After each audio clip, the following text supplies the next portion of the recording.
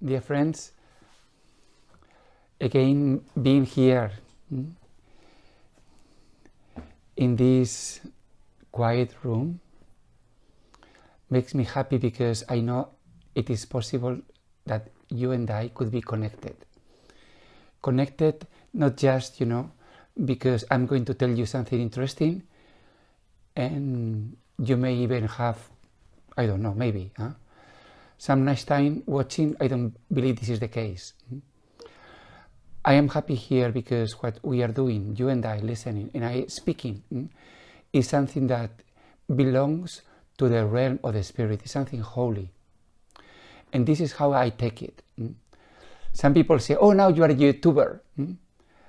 But yes, although technically I am, but I am not trying to do it for the sake of fun or purely entertainment, but because it is a duty. St. Paul said, poor me if I do not preach. And I feel the same. I am a preacher and very proud of that. And I need to preach. And I believe that this is a holy setting, being here. Today, I'm going to talk to you about the major event, the single most important event in the Old Testament. When God really displayed His power and might and made the people of Israel free. So we cannot but be in awe and reverence and approach this event with a certain degree of humility. It's something great, majestic and holy. I'm going to read from the book of Exodus, chapter 14. The situation is that the people of Israel finally were allowed, to leave Egypt.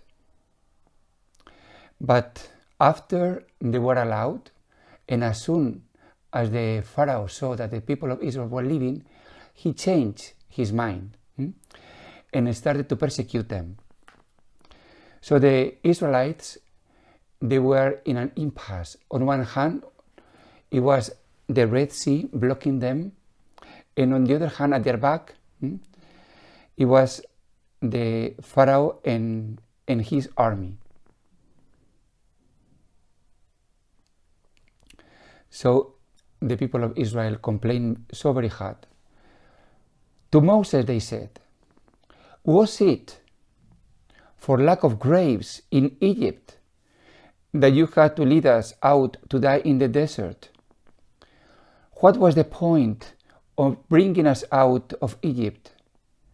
Did we not tell you as much in Egypt? Leave us alone, we said. We would rather work for the Egyptians. We prefer to work for the Egyptians than to die in the desert. Moses said to the people, do not be afraid. Stand firm, and you will see what Yahweh will do to rescue you today. The Egyptians you see today, you will never see again. Yahweh will do the fighting for you, and all you need to do is to keep calm. And then the narrative continues. The angel of the Lord who preceded the army of Israel changed station and followed behind them. The pillar of cloud moved from their front and took position behind them. It came between the army of the Egyptians and the army of Israel. Then Moses stretched out his hand over the sea, and Yahweh drove the sea back with a strong easterly wind all night, and made the sea into dry land. The waters were divided, and the Israelites went on dry ground right through the sea, with walls of water to right and left of them. The Egyptians gave chase, and all Pharaoh's horses, chariots, and horsemen went into the sea after them. In the morning watch, Yahweh looked down on the army of the Egyptians from the pillar of fire and cloud, and threw the Egyptians' army into confusion. He so clogged their chariot wheels that they drove on only with difficulty, which made the Egyptians say, "Let us flee from Israel, for Yahweh is fighting on their side against the Egyptians." Then Yahweh said to Moses, "Stretch out your hand over the sea, and let the waters flow back on the Egyptians and on their chariots and their horsemen." Moses stretched out his hand over the sea, and as they broke, the sea returned to its bed.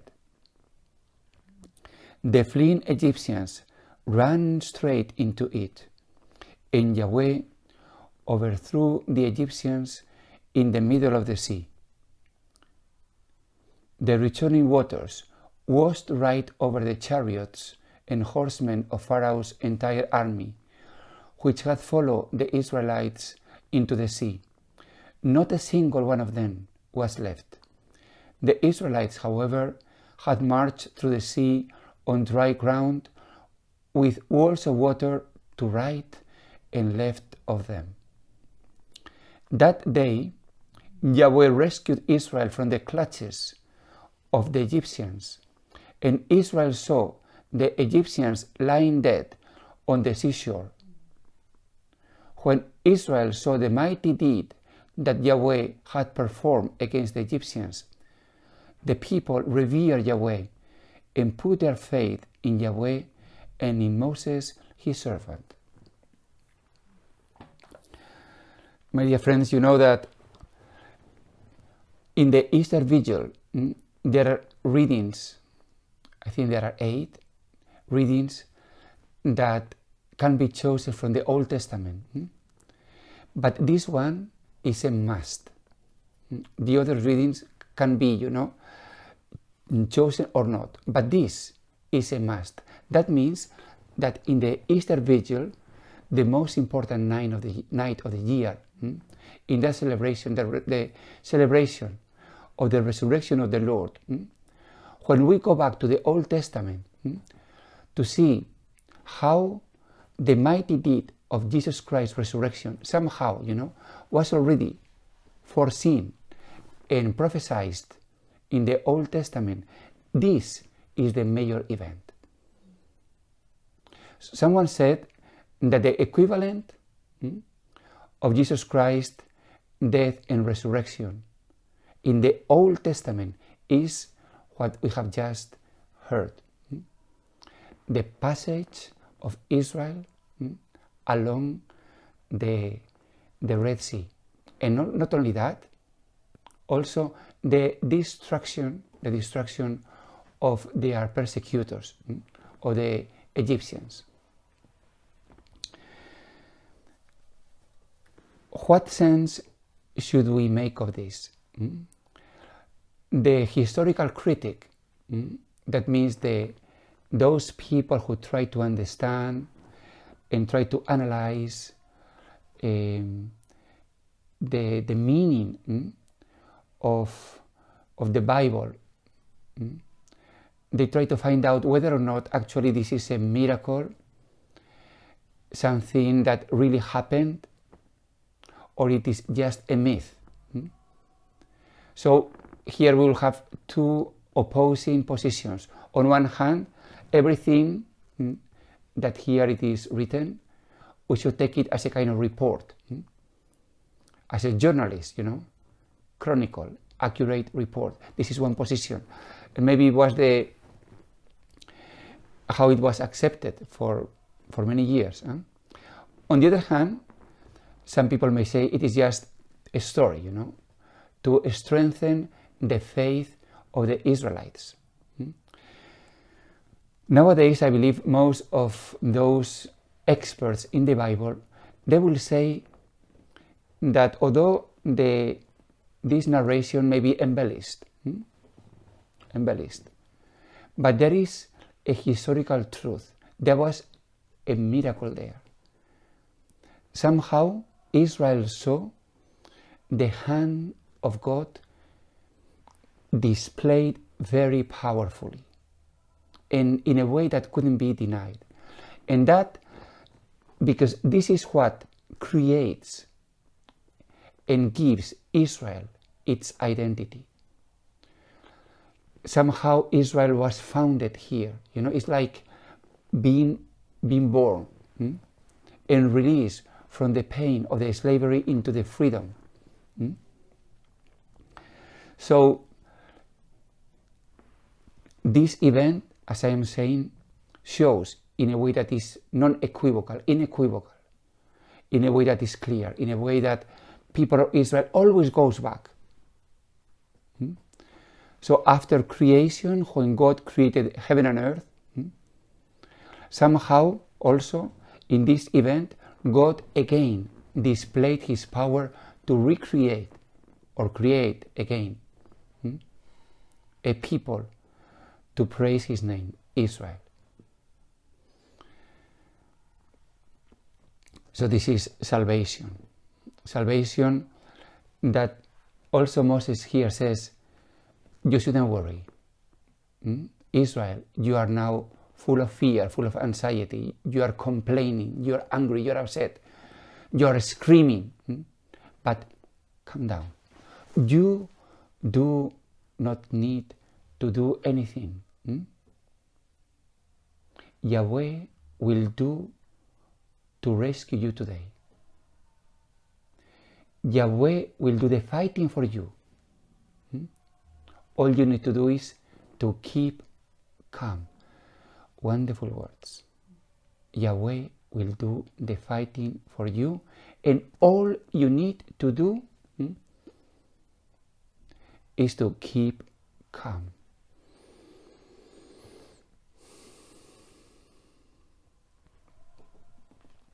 I have been talking in previous occasions, about the salvation in Jesus Christ.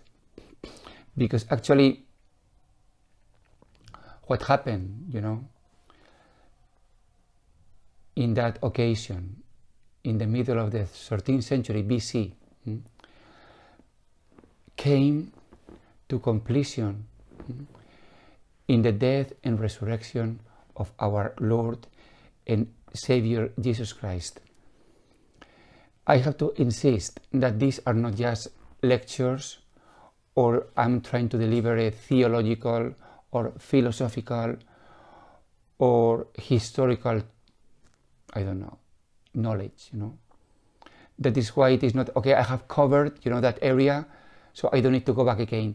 I will go back and back again, like a spiral, coming in circles. Because to understand the salvation in Jesus Christ has to be at the level of the spirit, at the level of the mind, of our intelligence.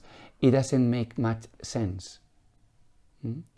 As I tried to explain in the last talk, our physical eyes wouldn't tell us anything, but even our intelligence, our mental eye is not enough to receive and understand and find meaning. What is the salvation that we have received in Jesus Christ?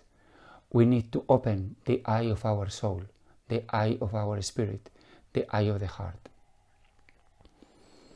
Here I have, dotted some points that I would like to tell again, because I believe that I have mentioned in the past, but forgive me if I repeat.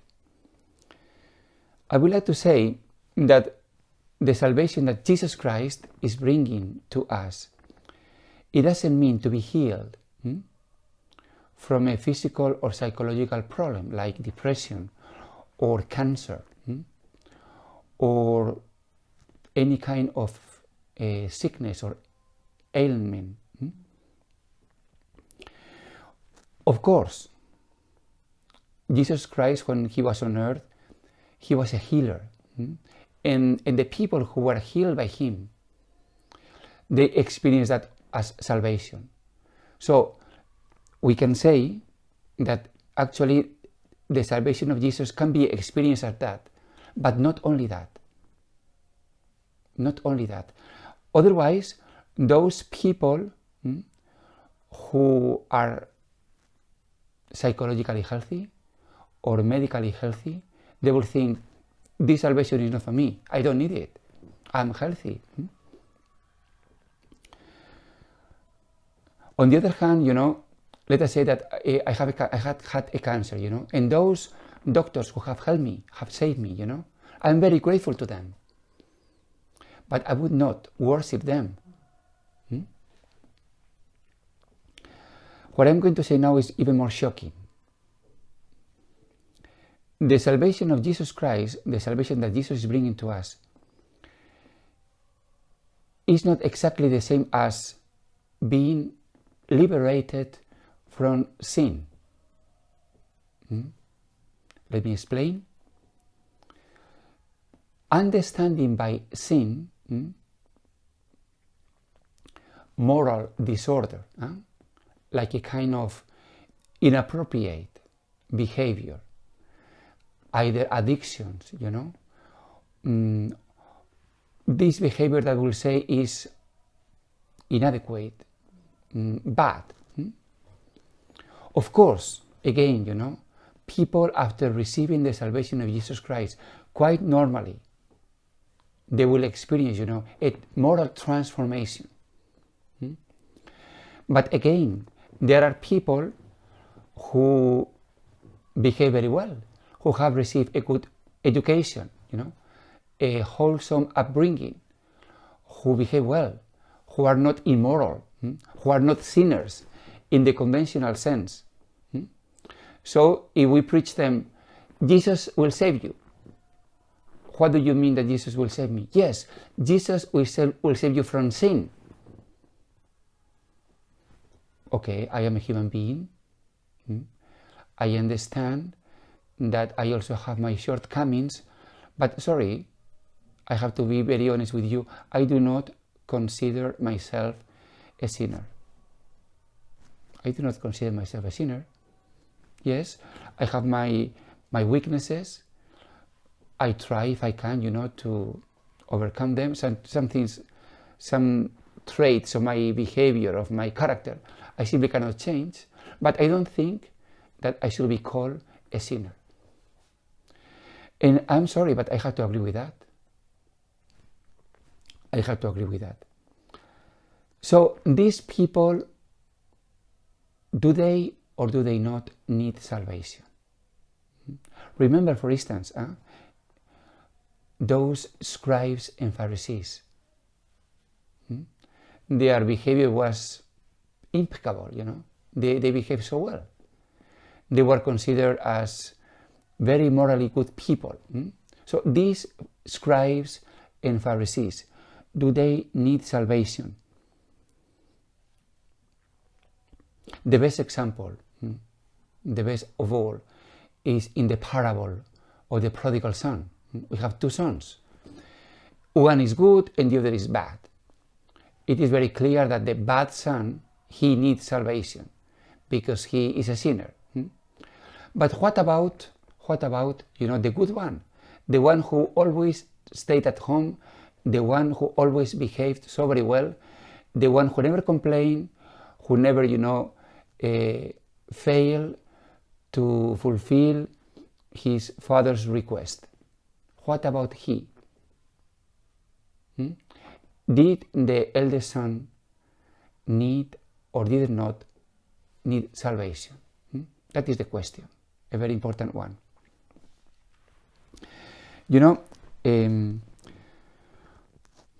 In the 70s and 80s, there was a very important, very interesting movement in the Catholic Church, mainly, especially in Latin America. We call it the theology of liberation. This theology of liberation, again, that deserves in many ways, our praises, basically identified sin with the unholy or sinful structures of the society. So the salvation basically meant in this theology of liberation, to transform these unwholesome and sinful structures. Okay, it really makes sense. And I believe that Christian salvation is not just for the inner individual, should also, embrace society. But we have to admit that there are societies now, in 2020, that are really very fair and very just. For instance, Scandinavia, high degrees, of fairness, of democracy, transparency, minimal corruption, a great welfare. Of course, again, nothing is perfect, but we can say that these societies represent a great achievement. New Zealand, another example. Again, do the people who live in these societies, New Zealand, Scandinavia, etc., do they need salvation, or because they already live in such a wonderful, environment, they don't need salvation? Only for those people who are, I will say, worse off than them, and they live in lousy countries, full of corruption, full of wickedness,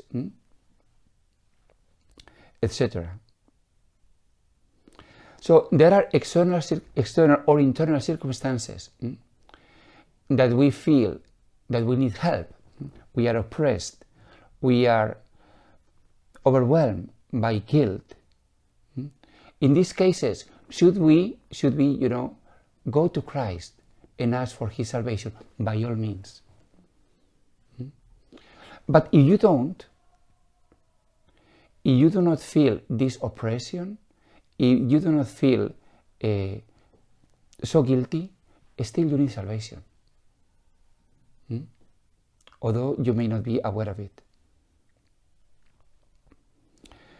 The salvation that Jesus Christ is given to us is not just a better horizontal life or better ways, to cope with death, so that the 60, 70, or 80, or 90, or 100 years that we could hope to live in this world, will be more successful, entertaining, pleasant, flourishing, productive, satisfying, etc. This is not the new life that Jesus is bringing to us. It's way more than that. It's the vertical life, as you remember. Communion with God. And by this communion with God, there is a transformation of our deepest self. We enter also in communion with the whole humanity, with the whole cosmos.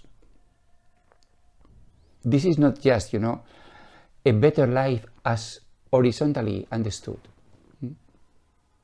It is a new world. Communion with God.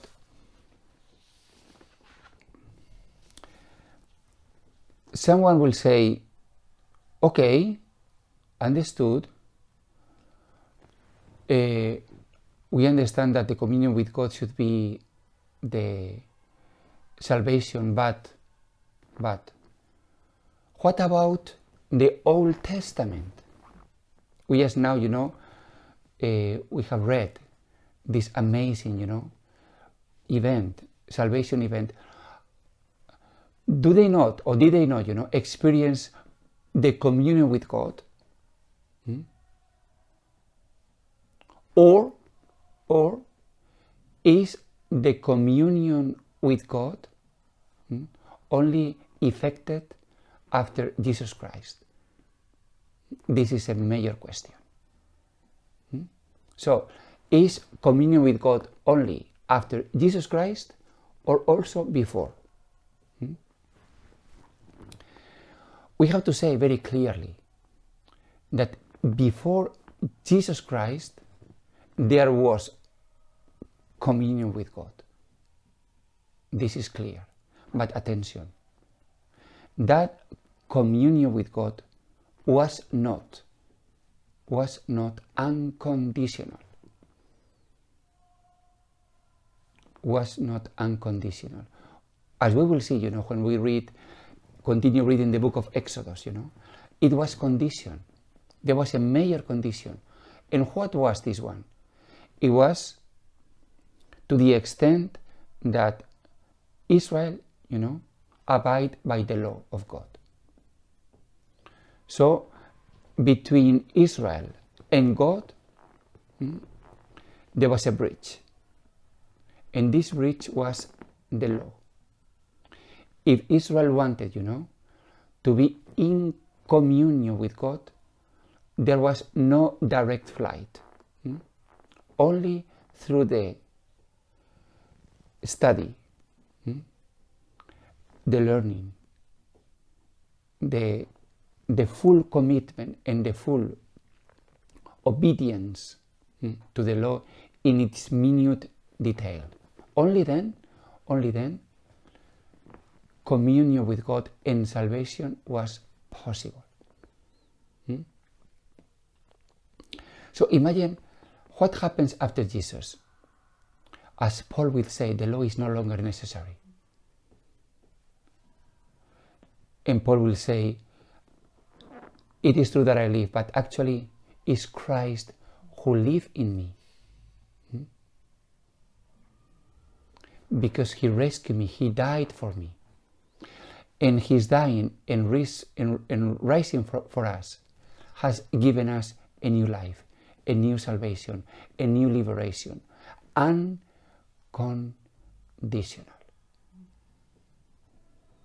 And this is something that we want to repeat again and again and again and again.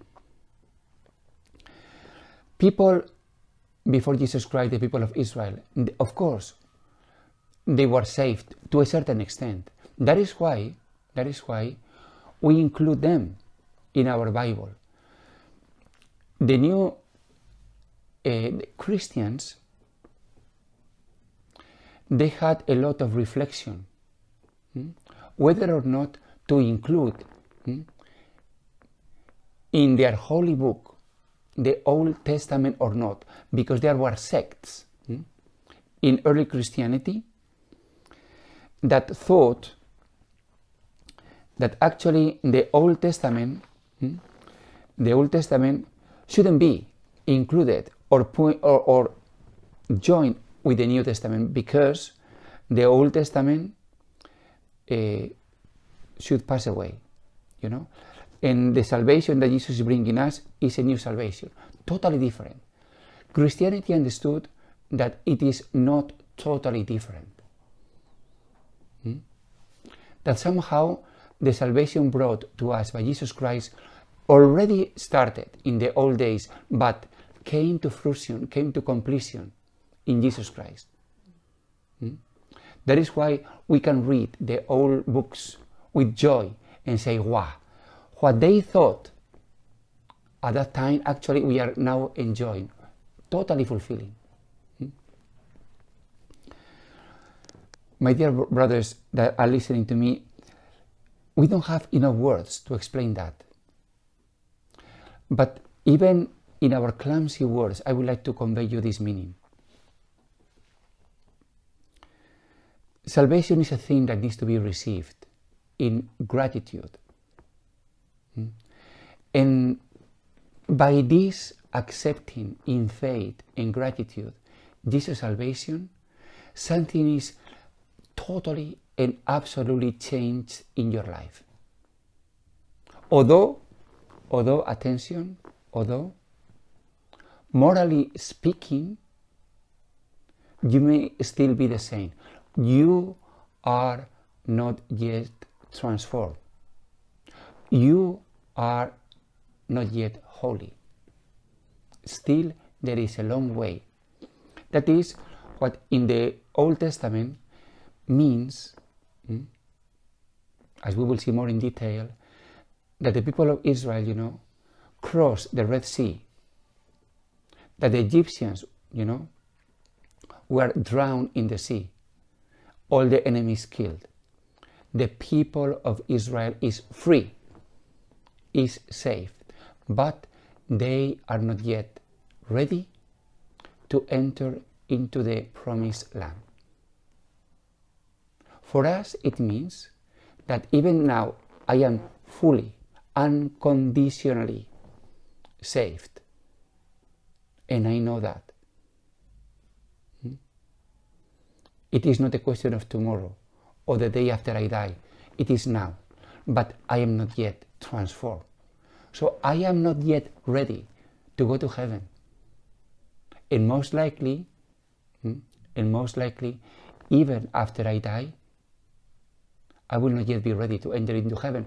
That is why we need this condition, this place that we call the purgatory, where the fulfillment of this work of salvation will take place until I am not only saved, I am already saved, but not yet fully transformed.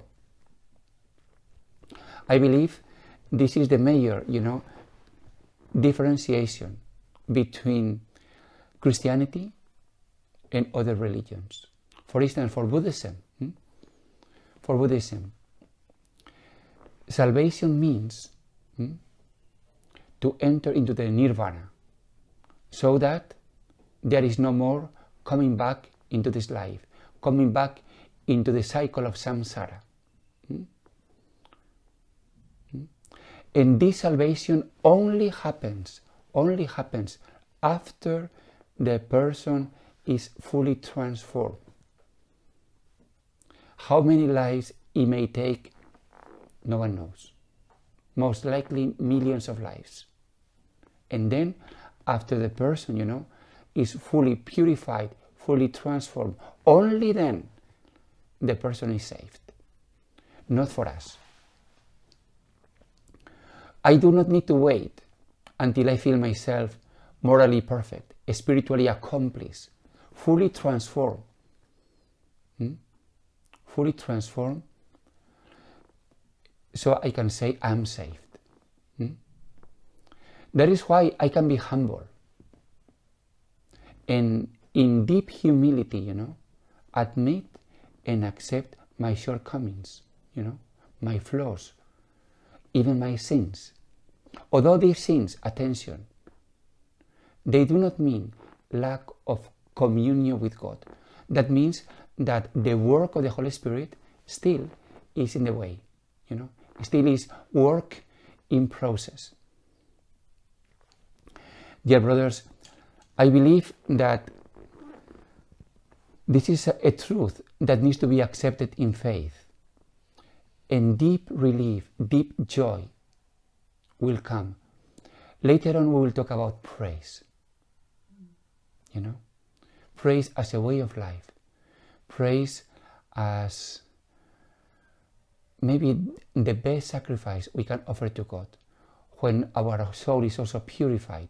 Praise comes from a heart that feels redeemed, that feels saved, that feels free. God, Yahweh, made the people free, and Jesus Christ has also made you and I free.